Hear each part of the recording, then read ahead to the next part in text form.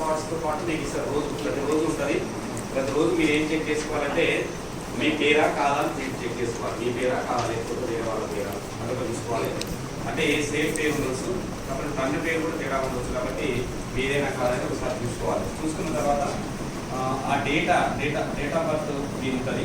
ఇవన్నీ యాక్టివ్ ఉంటుంది. మీడియం చూడాలి, తర్వాత పేపర్ కోడ్ కూడా చూడాలి. ఎందుకంటే ఈరోజు రేపు అట్లా వచ్చే అవకాశం ఉంటుంది కాబట్టి అది కూడా చూడాలి.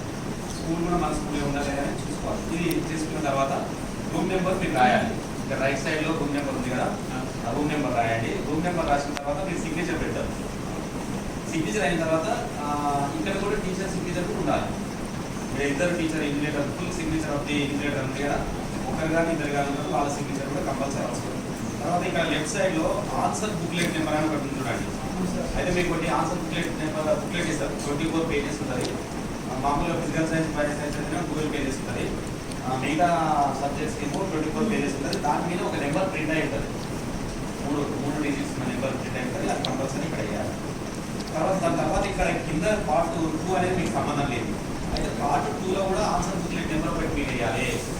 పార్ట్ 1లో అయితే మూలకి ఎప్పుడైతే ఆన్సర్ బుక్లెట్ నెంబర్ వేస్తారో పార్ట్ 2లో కూడా ఆన్సర్ బుక్లెట్ నెంబర్ అని ఉంది చూడండి. అది కూడా లేదు. అంటే ఇక్కడ లెఫ్ట్ సైడ్ వేసేది పార్ట్ 2 కింద, పార్ట్ 2 రాసితే దాని కింద కూడా వేయాల్సి ఉంటుంది. ఇది ఏదికి సంబంధించి అంటే ఇవాల్యుయేషన్కి సంబంధించింది. ఇది మీకు సంబంధం లేదు కానీ ఇవాల్యుయేషన్కి సంబంధించింది. ఏం చేస్తారంటే మీకు క్వశ్చన్ పేపర్ పోయిన తర్వాత ఈ పార్ట్ ఏది చించేస్తారు. ఈ పార్ట్ ఏ అనేది చించేస్తారు. ఇక్కడ ఒక ఉంది కదా లైన్. ఎందుకంటే ఆ పర్సన్ చూసి మార్కులు ఇచ్చే అవకాశం రకరకాలుగా ఉండొచ్చు. కొంచెం మ్యాన్పులేట్ అయ్యే అవకాశం ఉంటుంది. అట్లా కావద్దు అంటే ఆ ఎగ్జామినర్కు ఎవరో మీకు తెలియవద్దు, ఏ స్కూల్ అనేది తెలియవద్దు, ఇది ఎవరి పేపర్ అనేది తెలియవద్దు, అలాని శివకుమార్ దా లేకపోతే నాణ్యందా అని తెలియకూడదు అన్నాడు. ఎందుకంటే అక్కడ మనకు తెలిసిన వాళ్ళు ఉంటారు కాబట్టి ఏదన్నా చేసే అవకాశం ఉంటుంది.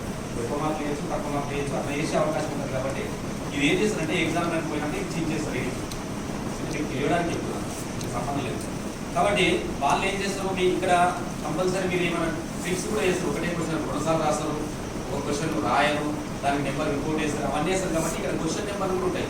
ఆ క్వశ్చన్ నెంబర్లకు పక్కన వాళ్ళు ఏం చేస్తారు, ఇక్కడ పేపర్ వాల్యుయేషన్ చేసి మళ్ళీ తీసుకొచ్చి ఇక్కడ పోస్ట్ చేయాలి.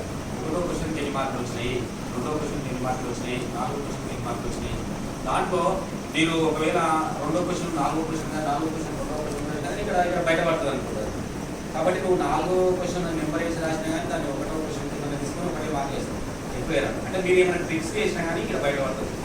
అంటే డబల్ రాసినా కానీ క్వశ్చన్ నీకు బాగా వస్తుంది. 2 మార్కులు 2 మార్కులు ఇక్కడ రాస్తావు, ఆ తర్వాత ఇంకా కూడా రాస్తావు. అంటే ఈ 3 మార్కులు ఆ 3 మార్కులు 6 మార్కులు అయితే అనుకుంటావు, కానీ ఏదో ఒక మార్కు మాత్రమే ఇస్తావు. కాబట్టి ఇవన్నీ ట్రిక్స్ అన్ని కూడా ఏది కూడా ప్లే చేయకూడదు. కాబట్టి ఇక్కడ బయటపడిపోతుంది, వాళ్ళంతా కూడా మార్క్ ఇస్తారు. తర్వాత నెక్స్ట్ ఏముంటుందంటే కింద ఇంకొకటి పార్ట్ 3 ఉంది. పార్ట్ 3తో మీకు సంబంధం లేదు.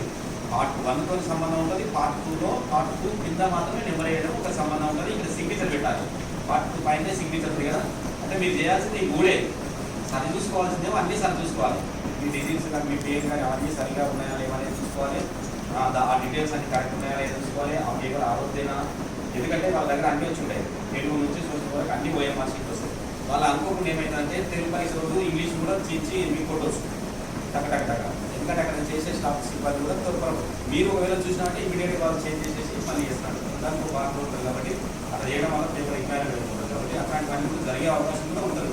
చాలా లెస్ పర్సెంటేజ్లో అది జరిగే అవకాశం ఉంటుంది. కాబట్టి మీరు కంపల్సరీ మీ డీటెయిల్స్ చూసుకోవాలి.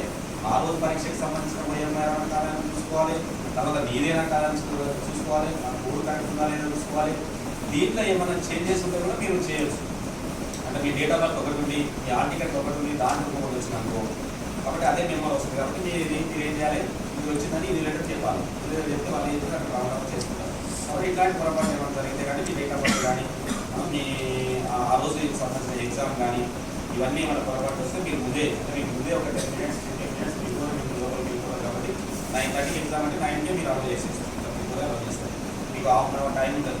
ఆ టైంలోనే ఇచ్చేస్తారు. ఇవన్నీ క్వశ్చన్ పేపర్ మాత్రమే 9:30కి ఇస్తారు. మిగతా అన్ని కూడా ఆన్సర్ షీట్ కానీ ఓఎంఆర్ షీట్ కానీ ఇస్తారు. ఇవన్నీ ఇచ్చిన తర్వాత ఇక్కడ 2 పిన్నులు ఉన్నాయి చూడండి. వీటిపైన ఏం చేస్తారంటే మీరు దాన్ని ఆన్సర్ బుక్లెట్కి ఇక్కడ పెట్టాల్సి ఉంటుంది.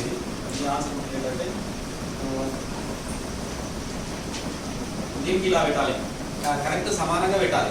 పెట్టిన తర్వాత ఇక్కడ పిన్ చేస్తారు. ఆ పిన్ చేయించాలి. పిన్ చేసిన తర్వాత 2 స్టిక్కర్లు ఇస్తారు. ఆ స్టిక్కర్ ఇట్లా ఇవ్వాలి. అంటే కింద నుంచి తీసుకొని